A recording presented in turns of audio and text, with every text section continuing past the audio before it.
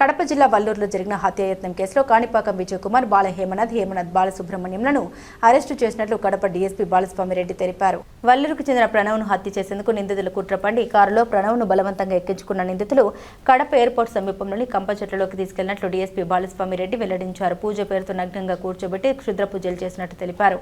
ప్రణవ్పై కత్తితో గొంతు కోసేందుకు ప్రయత్నం చేస్తుండగా ప్రణవ్ కేకలు వేయడం స్థానికులు రావడంతో నిందితులు పరారయ్యారన్నారు. పోలీసులు చాకచక్యంగా నిందితుల్ని పట్టుకుని అరెస్టు చేసి వారి వద్ద నుండి మారుతి సుజుకి సియాజ్ కారు కత్తి స్వాధీనం చేసుకుని ముద్దాయిల్ని కోర్టుకు హాజరుపరిచినట్లు తెలిపారు.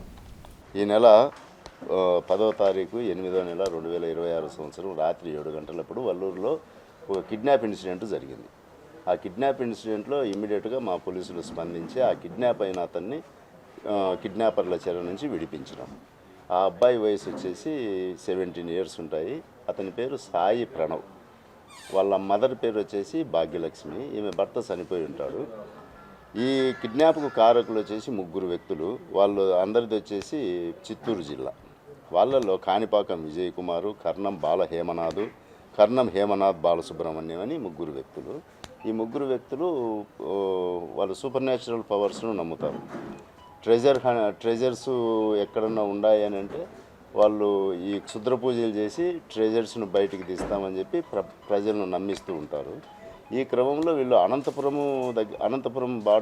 అనంతపురం జిల్లా కర్ణాటక బార్డర్లో షెట్టూర్ అనే విలేజ్లో ఒక ముస్లిం ఫ్యామిలీకి దగ్గర అవుతారు.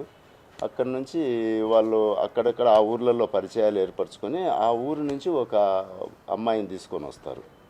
ఎక్కడికి వల్లూరుకి తీసుకొని వచ్చి భాగ్యలక్ష్మి వాళ్ళ ఇంట్లో పెడతారు. ఈ భాగ్యలక్ష్మికి పూజలు చేస్తే కనుక డబ్బులు వస్తాయని చెప్పి చెప్తారు. ఆ తర్వాత ఈ భాగ్యలక్ష్మి కొడుకు ఇంజనీరింగ్ సెకండ్ ఇయర్ చదువుతుంటాడు, సాయి ప్రణవ్ అతని పేరు. అతను ఇలాంటివన్నీ నమ్మడు. ఇవన్నీ కూడా అన్ని అబద్ధాలు, మూఢనమ్మకాలు అని చెప్పి వీళ్ళపైన తిరగబడతాడు. మా ఇంట్లో నుంచి వెళ్ళిపోండి అని చెప్పి. అప్పుడు ఇతను ఉంటే కనుక మనకి పూజలు చేయనీయడనే ఉద్దేశంతో ఆ అబ్బాయిని తీసుకొని వెళ్తారు.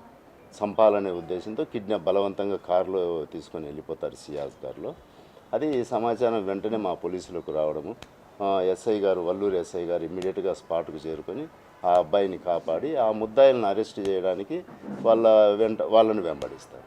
వాళ్ళని వెంబడించిన తర్వాత వాళ్ళు దాదాపు వాళ్ళ అడ్రస్లని కనుక్కొని టెక్నాలజీ వాడి వాళ్ళ సెల్ ఫోన్ నంబర్లను ట్రాక్ చేస్తూ వెళ్తాడు. వెళ్ళి వాళ్ళను ట్రేస్ చేయగలుగుతాడు.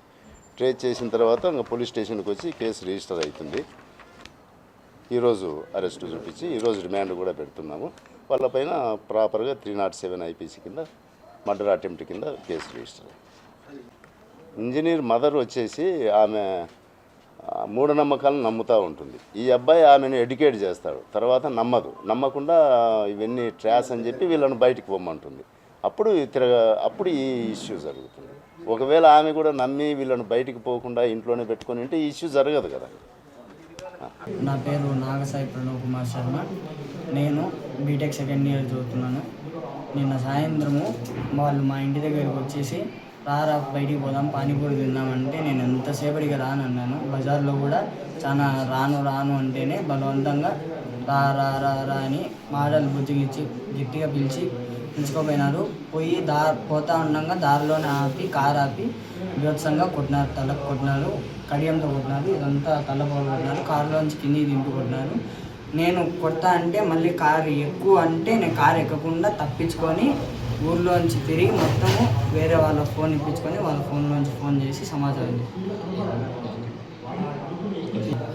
శాటిలైట్ సిటీ దగ్గర ఆపేసి కొడితే నేను శాటిలైట్ సిటీలోంచి మొత్తం ఊరంతా తిరుక్కొని తప్పించుకొని దాక్కొని వేరే వాళ్ళ ఇంట్లోంచి ఫోన్ చేసి సమాచారం చెప్పి తర్వాత సార్ వాళ్ళు వచ్చి వాళ్ళు ఎవరని తెలుసు? ఎవరు జస్ట్ తెలుసు అంతే, పూర్తిగా తెలియదు. పరిచయం కూడా పెద్దగా లేదు. నిన్ను ఎందుకు కొట్టారు తెలియదు. కొడతా అంటే కూడా ఎందుకు అడుగుతా అంటే కూడా వల్గర్ లాంగ్వేజ్ యూజ్ చేస్తున్నారు. వల్గర్ లాంగ్వేజ్ యూజ్ చేస్తానే కొట్టినారు. అంటే తెలియకుండానే వాళ్ళు మాకు తెలిసిన వాళ్ళు తీసుకొని వచ్చినారు. వాళ్ళని ఎన్ని రోజుల క్రితము? ఒక 3 days క్రితము 2 days ఉండేసినారు. మేము వద్దు ఇంకా గట్టిగా అడిచి వెళ్ళిపోండి అంటే వెళ్ళిపోయి సండే నైట్ వచ్చినారు. సండే నైట్ మండే మార్నింగ్ పోయే వాళ్ళు ఆగినారు. ఎందుకు ఆగినారు తెలియదు.